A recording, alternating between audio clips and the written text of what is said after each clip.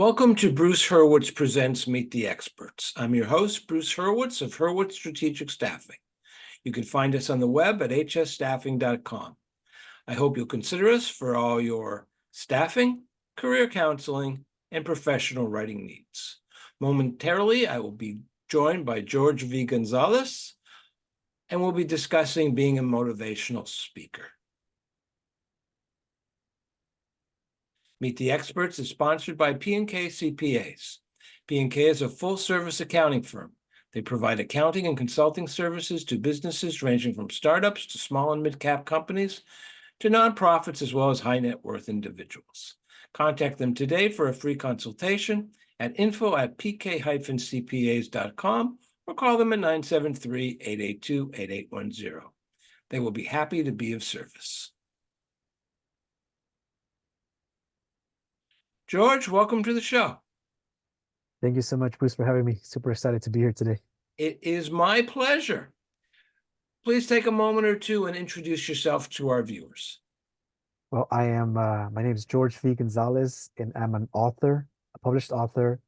I'm an inventor, a real estate agent, and also a public speaker. Why would someone become a motivational speaker? Well, for me, and just interviews that I've seen and conversations that I have with other people, we feel that we're being called to change the world. And we're being called to share our journey, our experiences, our life lessons, and to inspire and motivate others, And for me, I'm actually being called to motivate and inspire the next generation and anyone that's looking to reinvent themselves after a tragic event in their lives. So if I'm hearing you correctly, a prerequisite for being a motivational speaker is having gone through some trauma, something negative in your life that you had to overcome.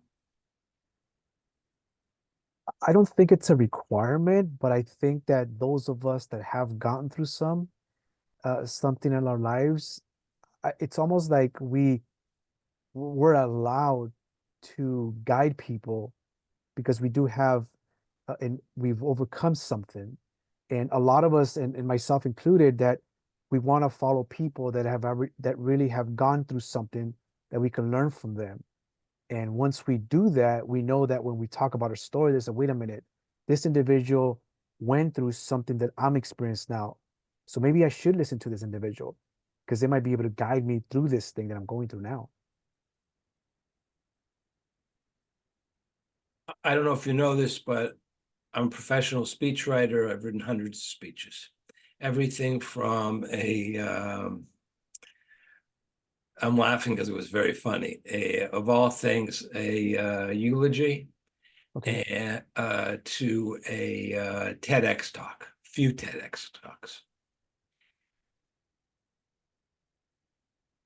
And once I write the speech, as I'm writing it, I'm hearing it in my head because it's not something that's going to be read. It's something that's going to be heard. And as you know, that's different. I shouldn't have used the example of the eulogy because I'm going to start laughing. The problem is that once I give the client the speech, I no longer have control over it. Now I will put things in it, telling them, stop here, take a break for a few seconds, have a sip of water, make sure to look at different parts of the audience. There's an art as well as a science to speaking to a group of people. Now, public speaking, for some people, can be one-on-one. It's not just speaking to 500 people. And they're just as nervous speaking to one person as somebody who's speaking to 500. And as you know, the words you say are the least important part of communication. The most important are your body language and your tone of voice. It's not what you say, it's how you say it. Yes. So with all that given, what are the mechanics? What are the things you advise people to do when they're getting up to give a speech so that they will motivate people? What has worked for me is that I am transparent. A lot of people talk about stories at a surface level. I tend to go deep and really talk about the intimate parts that a lot of people are not willing to talk about. I'm okay talking about that I cried. I'm okay to talk about that I prayed and I was on my knees asking God, pull me out of this thing because this I feel like I'm not gonna make it through this. And once I get to that personal level, people are like, wait a minute, George is talking about something that I'm not used to hearing here. I want to listen to this individual. And once I have them there, I'm able to talk to them in a certain way that resonates with them because I just opened up to them. I was completely vulnerable and transparent with them. So being vulnerable, being transparent, and being honest and authentic, and let them know that we're just like them. Like I believe that I am special, but just because I'm special doesn't mean that you're not. We're all special, and we're all gonna go through some things. A lot of us are not gonna escape life without going through some things. It's the way we process these things and accept them and hold on to them and say, wait a minute, what is life trying to teach me from here? Because it's not trying to destroy me, but just being honest with them and tell them that it's not going to be easy. It is going to be hard, but we're going to get through it. And I want to be that example that I'm going to talk to you about everything that I went through. And I'm going to show you everything that I was able to overcome. And if I did that, you can too. If you are giving a speech and people know the topic ahead of time, you can assume that they're all interested in it to varying degrees, because you may be speaking, correct me if I'm wrong, um, at a place of employment, and the employees have been told to come and listen to you, and they'd rather be doing something else. So is honesty and being transparent the way to grab an audience that may not want to be there, that may not be interested in the topic to the same degree as others in the audience? Is that We it? we really have to be good at storytelling, intriguing stories, and being able to look at your audience. And I know we've all heard this thing, never judge a book by its cover. Never assume someone is a certain way. But the reality is, we do scan the audience and we look for things that we might be able to relate to with this particular individual. Maybe the way they stand, they sit, they're looking at you, they fidget maybe a little bit, or maybe they're a little antsy. Then we try to look at certain things to be able to, okay, let me, I think I can reach this person if I talk in a certain way or if I share a certain story. And the reason I say that because I was in warehouse management and distribution logistics for 20 some years. And I had my staff that I was always talking to them, training them, coaching them. And I would look at my audience and I always knew who was there and who was not really listening. And I would say certain things to really not not put them on the spot, but something to actually anchor them into the conversation where they can hear me. And then I would look at them briefly, but then look away so they didn't feel that I was just looking at them. And then I would, every so often, I would come back to them and make sure they were still looking at me. And then they would approach me afterwards and say, George, I know you were talking to me, but you didn't look at me in a way like you were putting me in the middle of the conversation. And I appreciate that you pulled me in a certain way, but not putting me in the spot. So being able to do that is definitely something people should be considering doing. First time I had to give a speech, I asked for some advice, and one person told me, look for a pretty girl, focus on her. And immediately, there was one of my professors. Another professor said, no, don't do that.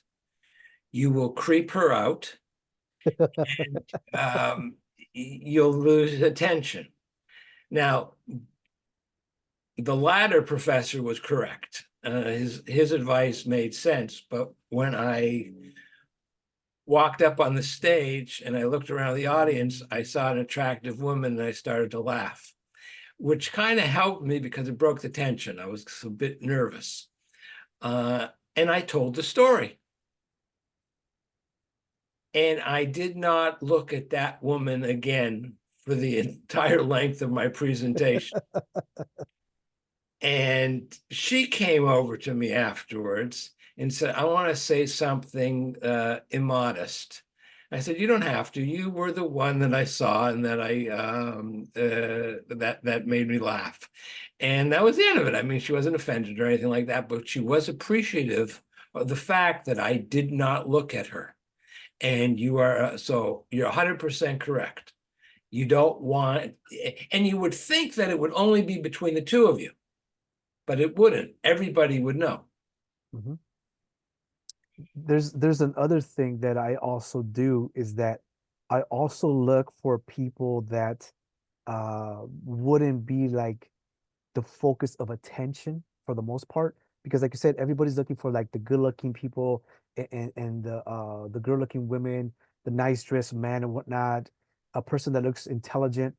But I like to look at the people that don't get that kind of attention, and I focus on them and I speak to them. Even when I'm out there, when I was single and I was dating and stuff like that, I would never go to like the most beautiful girl. I would always talk to like the girl that never gets the attention, and I make her feel good. And everybody also say, well, wow, this individual seems like a very great individual because he's not just looking to talk to the good looking people, he's talking to the normal looking people. And I mean, I wasn't doing that to not to be somebody fake, but I genuinely cared about the people that don't typically get attention, and that's what has helped me in those areas.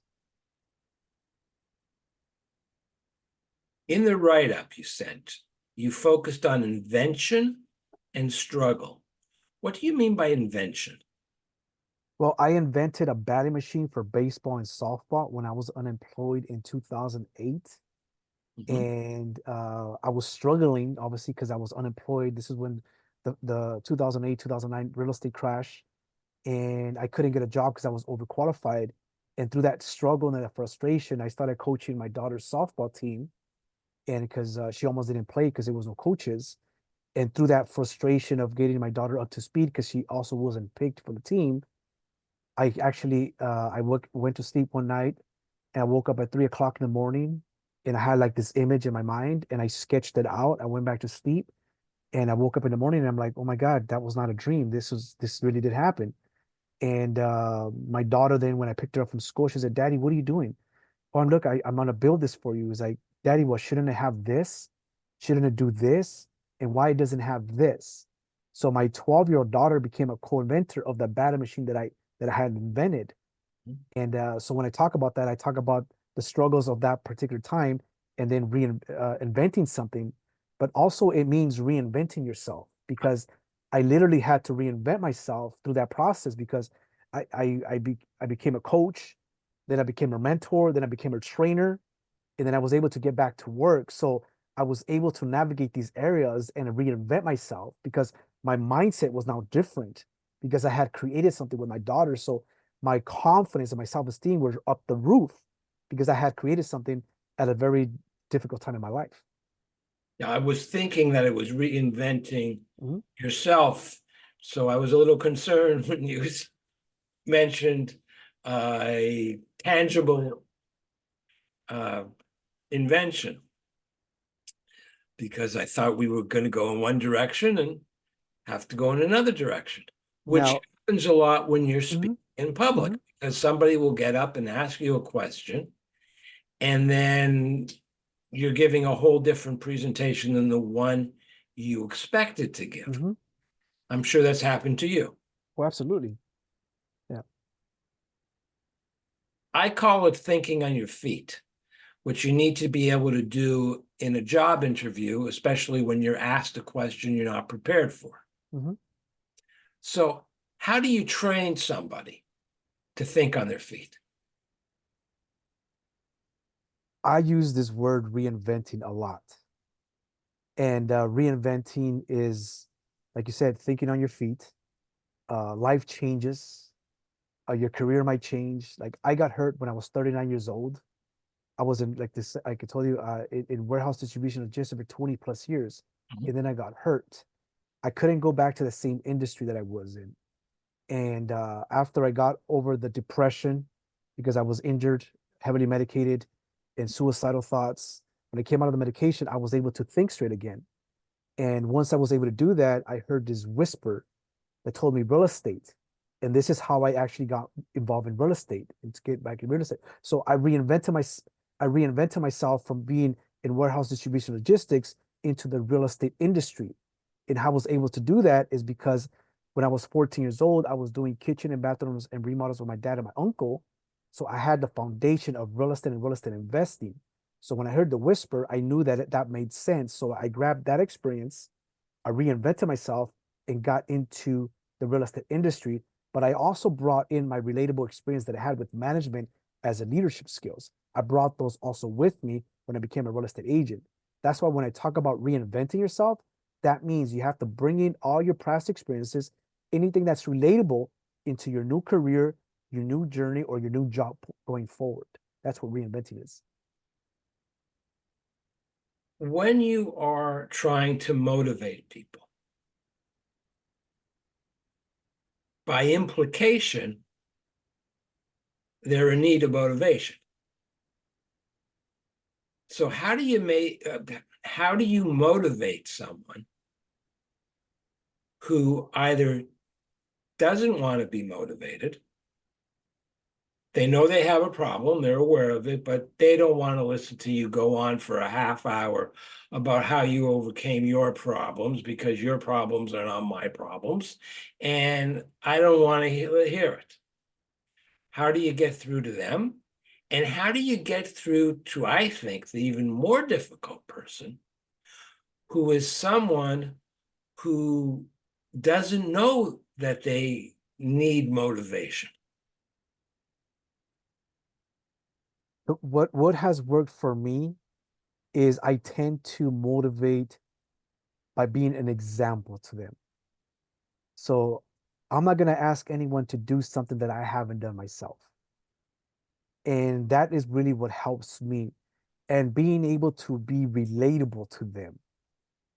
Because I mean, I have this thing that I was given that I feel like I'm able to read people pretty well. And when I trigger something, when I say something and I'm scanning the room, I could see who was bothered by what I said. Now, if they were bothered by what I said, that means there's a deeper issue there that I can't fix. They have to go internal to themselves. But if I talk about my journey, my experiences, my struggles, and the things that I overcame, and I tell them that I was also the poor me, poor me, poor me, until I looked in myself, and I found out, wait a minute, they're not the problem. The problem is the way I react to that problem or that circumstance. So, what is life really trying to teach me? If I'm stubborn because of my ego, because I've been there too. So, basically, I put myself in their positions and I talk about my experiences. And then I tell them, like, look, I'm not here trying to fix you because I can't fix anybody. I'm not here to save you because I can't save everybody. But what I will tell you is that I pray every day and I ask God, my creator, who I believe in, and I'm not pushing anything on you guys, but this is what I believe in. This is what I go through every single day. I ask him, put me in position in front of those that you want me to help. So chances are you are somebody that had to gravitate to me, to the stage, to here, to this event, because maybe there's something internally that you have to figure out on your own. And I can't fix that for you. But at least I'm opening up myself here and tell you how I did it. Maybe this will plant a seed. Maybe it's not me the one that guides you through it, but maybe it's the next speaker, the next person, the next book, the next video. As long as I'm just the one that really plants the seed. Maybe that's all I have to do here today. I don't have all the answers. It'll be a collective of us, of these different things that I just mentioned. They're going to help you deal with whatever internal thing that you're going through, and only you know what it is. No one else knows that. So that's how I handle that. what you're describing is reading the audience. And if you see that you've lost or are losing one person, and then you focus on them, you might lose some others who you had. So how do you, it's the person who's holding on to 10 eggs and then wants to grab two more to have a dozen, but when they go to grab the two, they drop the 10 and now they're left with two eggs. How do you keep those who are with you and not lose them when you turn your attention to somebody else? I give them a shocking story. I give them a shocking story that they're not prepared to hear. And this is really going vulnerable. And this is how I bring them in. I'll talk to them about this is how much I suffered. I was about to clock out. And when I say that, I'm like, I can't believe you just said that. Because I know what they're going through. And I tell them, like, look, I'm not up here telling you that if I only knew what you went through. No, no, no. I know what you're going through because this is what I went through. And let me tell you why. And then I'll tell them like the most deepest, most personal things of that journey. And that's how I got them on their seats now. Like now they're like, oh my God, that is horrible. And now I got them. And then I'm able to talk to them a certain way. And then if I feel like I'm losing them again and I'm progressing on my talk, I'll talk about another story that's also intriguing to re-engage them. It's all about you got to be a good storyteller, not making up things, but being able to share your story in such a way that it brings them in. You hook them in. And this is why I keep telling people that you have to talk about the most personal, most painful moments, because this is where we all relate at the most difficult times. That's where we relate. Because we can't relate where we're successful because a lot of people haven't even know what success means, what it looks like. Some people think I'm a billionaire, I'm a millionaire. That's why I'm successful. No, it's about creating something. Just getting like a promotion, a new job, something, a new apartment, a new house. You just got married. I mean, these are all accomplishments, all successes. Your child just got, student of the month at school. These are great things to be proud of, but people don't even know what success is because social media tells us it's the Ferraris, the Lamborghinis, the jets, the lifestyle. We think that that's not what success is. Success to me is motivating and inspiring somebody to believe in themselves. That's what success is now to me. It's not the material things. It's how can I change someone's life and how can somebody be impacted in such a way that I know, and they don't even have to tell me later in life, they can say, oh my God, the guy George really changed my life. But I never really got the opportunity to tell him that. That's success for me. Is there anything worse? This is my opinion. If you disagree, that's fine. Than having somebody get up and preach to you.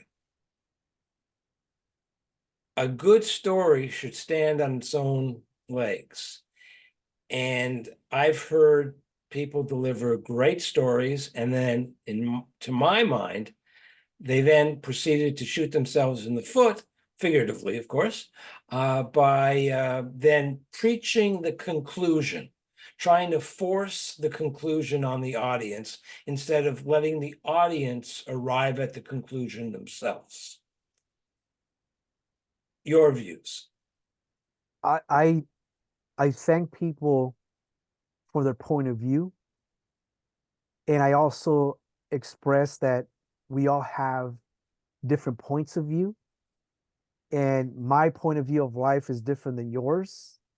And everybody's point of view of life is going to be different, everybody here. And none of us here are saying that this is the way life is going to be.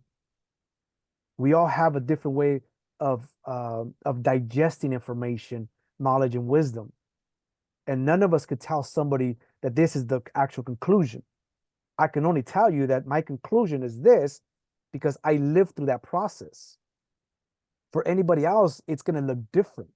We're not the same, just like we have different personalities and change in different ways of viewing life. It's just going to be different. It's not going to be the same. So I'm not here to tell you, all 300 of you, that this is what it looks like, because you might see it differently, and that's perfectly fine. Once we leave these doors, whatever decision and whatever conclusion we figure out on our own that belongs to us, our truth, that's going to be the direction that we're going to go as soon as we get out these doors today. When I'm speaking, invariably somebody raises their hand and politely disagrees with me. And I say, listen, I've come to the conclusion that in life there are basically two views. There's my view and the wrong view. And everybody laughs. What is the role of humor in being a motivational speaker? Because usually, you're getting people to cry. That's easy. Getting them to laugh is difficult. Any actor will tell you that. Yeah. Drama is a lot easier than comedy. And there is no lonelier place. If this has happened to you, then I'm sure you'll agree, than being on a stage alone, telling a joke and not getting so much as a giggle. It is a horrible feeling. So what's the view? How do you use humor to motivate people? It's funny you say that, because I know, and I think a lot of us know, that if you laugh, you live longer. Yes. So if someone doesn't laugh at what I think is funny, I would say, man, I just lost my opportunity to make you live longer. Because I know a lot of you must have heard that if you laugh, you live longer. So I guess I missed that opportunity, and people actually start laughing at that point. So I mean, I'm not a comedian. I'm not a real funny guy, but I want to say that I can say some funny stuff and I can have people laughing. I'm a lovable guy. The best So laughs I've ever gotten have always been unintentional. yes, yes. You can't, if I try to, there's a terrible joke. It's very short, so I'll tell it. A duck walks into a pharmacy. The druggist goes over to him and says, "How can I help you?" And the duck says, "I need chapstick." The pharmacist asks, "Will that be cash or charge?" And the duck says, "Put it on my bill." Chapstick on the bill of the duck. It's a Yeah. terrible joke. It's an awful pun. I get three reactions: blank stare, groans, or threats on my life. Right? But nobody's going to be offended. Correct.